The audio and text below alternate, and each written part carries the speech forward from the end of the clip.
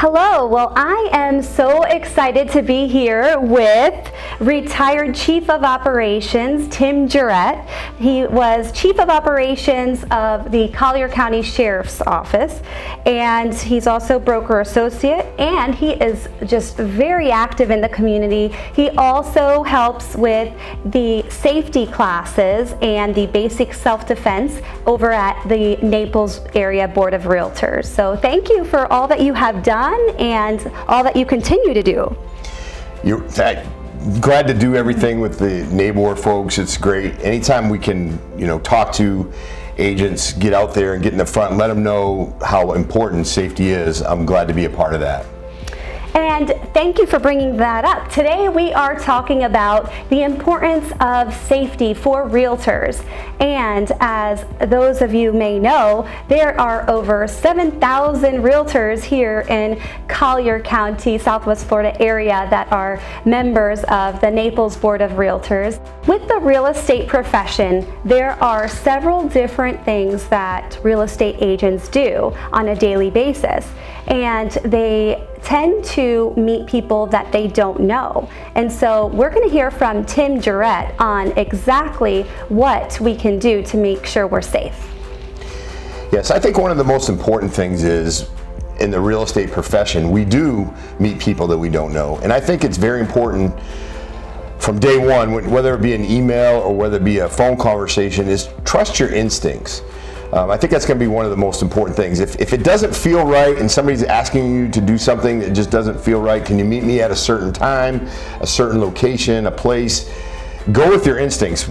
Hopefully we have a sixth sense, and we gain a sixth sense knowing that it's very important to trust your instincts. We live in a beautiful place. Naples, Florida is a wonderful place to live, but we do have people out there that are predators, and they will go after somebody if they feel that there's an opportunity to do so.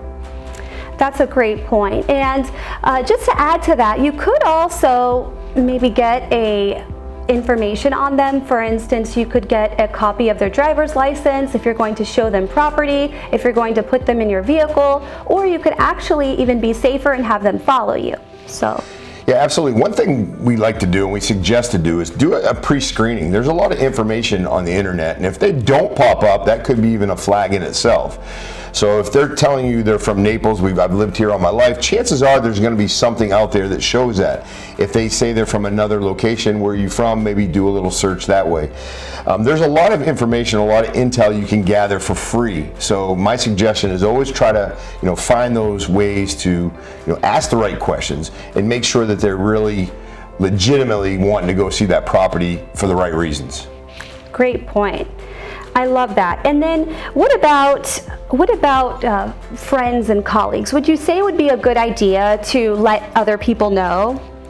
Yeah, one of the most important things is don't try to feel that you have to do this on your own. It's always okay to ask a friend, a colleague, somebody from the office, I don't feel comfortable going with this person alone. Please go with me. Just let me know. And we'll talk a little bit more about that in the open houses, but don't worry about it. Have somebody come with you, even if it's like I said, a family member, friend, colleague. It's very important.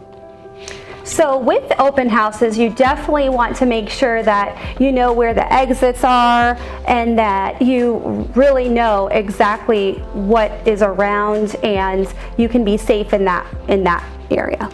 Yeah, I also recommend if you're going to do open house, make sure you go there and get there soon, get there early, right? Check it out, make sure, and we all know that in real estate you're rushing, right? We get there and like setting up signs, you're doing all that. Get there early, check out where and how the house is laid out. Where can I exit? Open up a slider, one that you know that's open. I don't suggest to open every door, because then you're sitting in there and people are going to be able to come in from all different ways. But look around. What are some weapons? What are some things that they could use? Big things is make sure narcotics are put away, get with the owners, make sure any type of weapons, firearms, things like that are safe, because people will come in and they will just attend an open house just to get to those type of things. Wow. That's amazing. You don't even think about those kinds of things, Yeah, and a good thing is when you do a listing, when you talk about doing a listing, get with those owners and let them know, because not always it's going to be an open house. There might not always be somebody there. They go in with a Supra, things like that. So I always tell people to put those things away.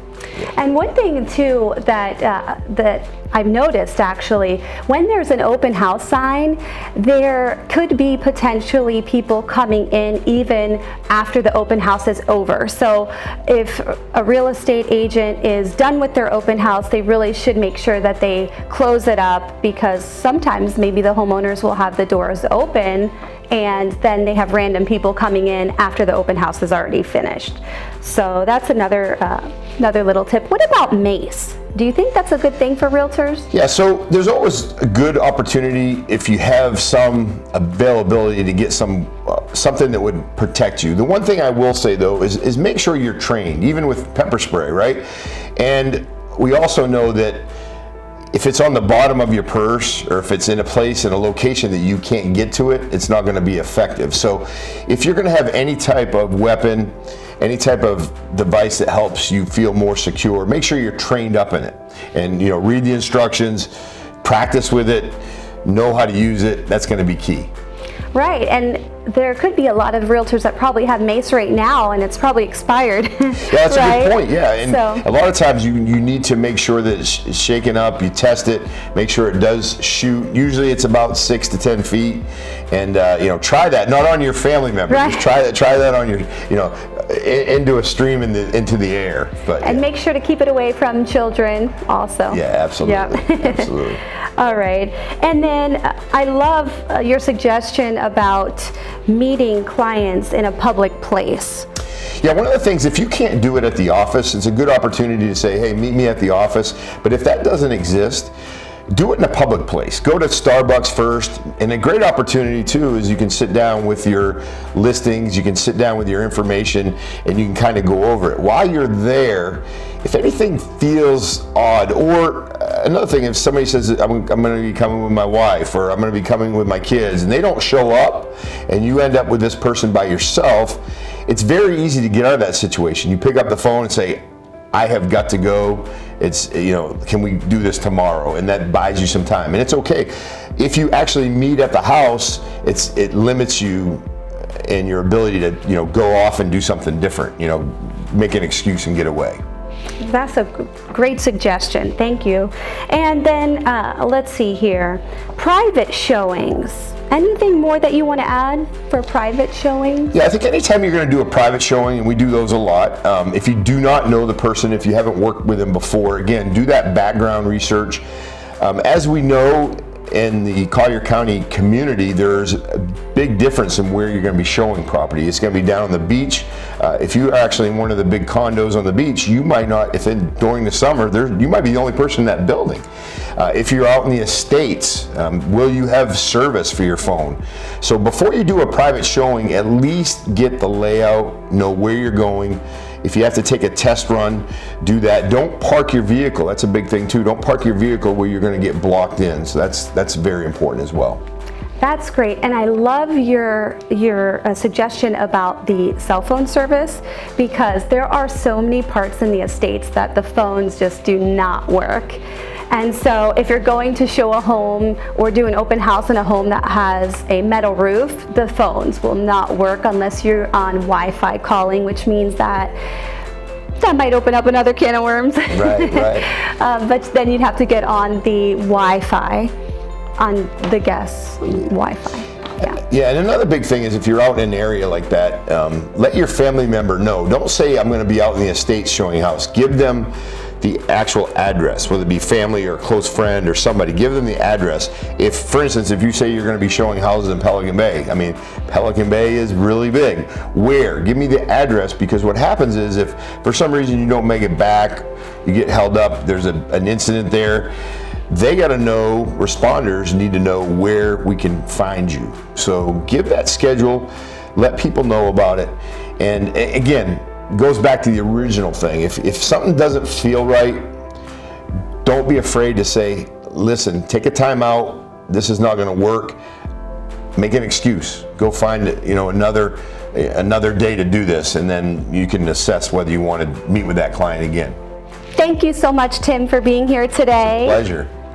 And just to recap, we talked about trusting your instincts, pre-screening potential clients, also informing someone you trust about your appointments, suggesting initial meetings in public areas, and taking necessary precautions during open houses and private showings. Implementing these measures will help create a safer work environment for yourself and others. And is there anything else that you would like to add, Tim? Again, we have a great community. We have a wonderful job. The big thing is just don't let your guard down and always keep that sense of awareness. And I think if you do that and remember those things that we talked about today, it's going to be a big benefit to you. And ultimately, we want to have that sale, but your safety is the number one priority, without a doubt. Thank you so much, Tim. It's been a pleasure. Thank you, Jennifer.